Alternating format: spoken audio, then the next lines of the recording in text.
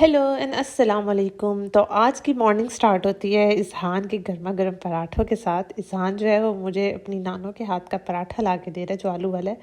और लिटरली मैं बड़े अरसे से इस चीज़ का, इस टाइम का वेट कर रही थी कि कब मैं अपनी मदर के घर जाऊँ और वो मुझे अपने हाथ से बना हुआ आलू का पराठा खिला के दे। तो खैर उन्होंने चाय सर्व की, अम्मी के हाथ का नाश्ता किया हमने, क्योंकि आज हमने जाना था ग्रॉसरी करने।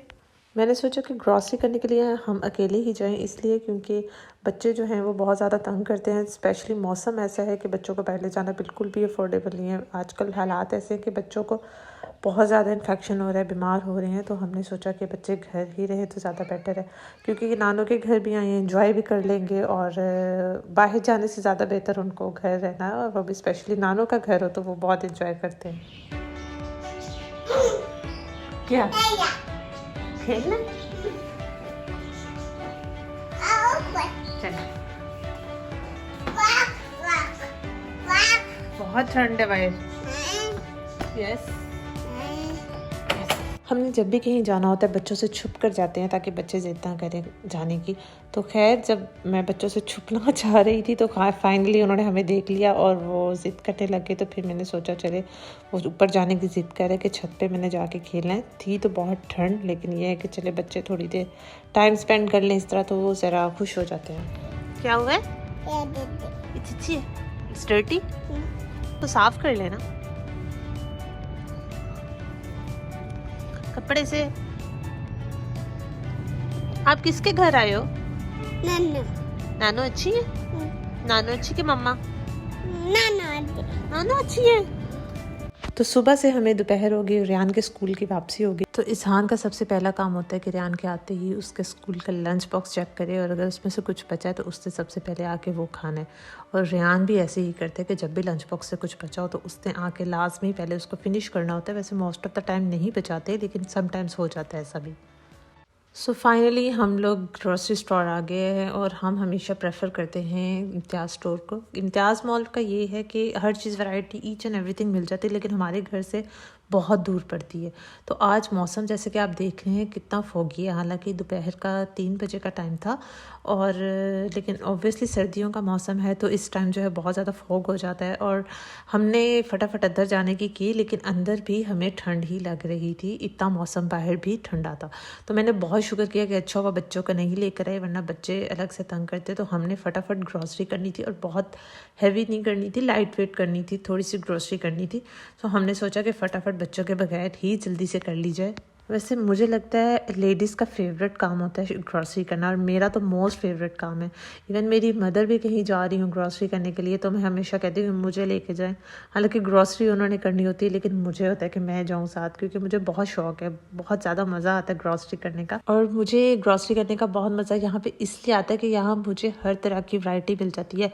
लोकल में भी इम्पोर्टेड चीज़ें भी मिल जाती हैं, और हर तरह की चीज़ें मिल जाती हैं। बहुत ज़्यादा वैरायटी है। कुछ चीज़ें हैं जो हमें नहीं मिलती, तो वो यहाँ शुरू से ही अवेलेबल नहीं है, इस वजह से हम कहीं और से परचेज़ करते हैं। तो खैर छोटी मोटी चीज़ें हमने जो भी लेनी थी वो हमने सारा कुछ परचेज़ कर लिया। यहाँ की जो दालें हैं वो मुझे बेसिकली इतनी पसंद नहीं है। मैंने पहले लेती थी, अब मैंने वो लेना बिल्कुल बंद कर दिया है, क्योंकि कुछ चीज़ें थी जो बिल्कुल भी समझ नहीं आ रही थी दालें कि ये दाल है या क्या है या कॉपी है, क्योंकि उनकी शेप और कलर ही बहुत डिफरेंट लग रहा था। और एक चीज़ है कि वो बहुत जल्दी ख़राब हो जाती है, मैंने नोट किया। हालांकि ऐसा होना नहीं चाहिए, हर दाल के साथ ऐसा नहीं होता, लेकिन कुछ दालें थी जो जल्दी बड़ी बड़ी ख़राब हो जाती थी। तो इसलिए मैंने सोचा कि अब यहाँ से ये चीज़ें नहीं लेनी। तो खैर ग्रॉसरी से फ्री होके हम घर फटाफट गए, ताकि बच्चे तो अपनी नानू के घर एंजॉय कर रहे हैं, लेकिन हम अपने जितने भी संडे के काम है वो सारे ख़त्म कर ले। सो ग्रॉसरी के बाद हमारे बेड का था कि बच्चों का बेड जो है वो टूट गया था। आई डोंट नो कैसे बच्चे असल में जंपिंग बहुत ज़्यादा करते हैं, और बच्चे खासकर स्पेशली इज़हान, रेहान नहीं। तो इज़हान इतनी जंपिंग करता है कि ये जो बेड के ड्रॉर्स हैं, ये आप देख सकते हैं 2 स्पेसेस बने हैं, ये ड्रॉर्स की एरिया है। तो यहाँ पे ड्रॉर खोल के उसके अंदर बैठ जाता था और उसके अंदर जंपिंग करता था। तो ड्रॉर का भी मसला हो गया और बेड का भी इशू हो गया। इस वजह से हमने कारपेंटर को घर बुलाया।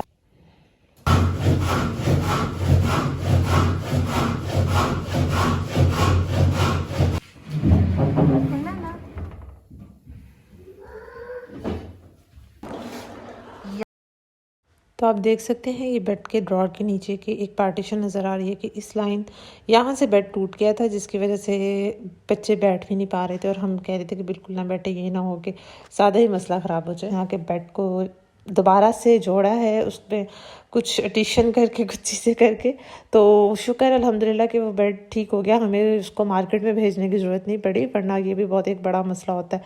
फिर वो अक्सर मार्केट वाले बहुत टाइम लगा देते हैं चीज़ों को। और छोटे मोटे घर के काम करके हमारा आज का संडे बहुत बिजी था, और ग्रॉसरी करके वैसे ही इंसान की बहुत ज़्यादा, मुझे तो बहुत थकावट हो जाती है, आई डोंट नो किसी को होती है नहीं। तो खैर सारे कामों से फ्री होके हम गए हैं दोबारा रेहान को पिक करने, और उसके साथ ही हमारा व्लॉग होता है ख़त्म। सो आप लोग भी कमेंट में शेयर कीजिए कि आप अपना संडे का दिन कैसे स्पेंड करते हैं। तब तक के लिए अल्लाह हाफिज़।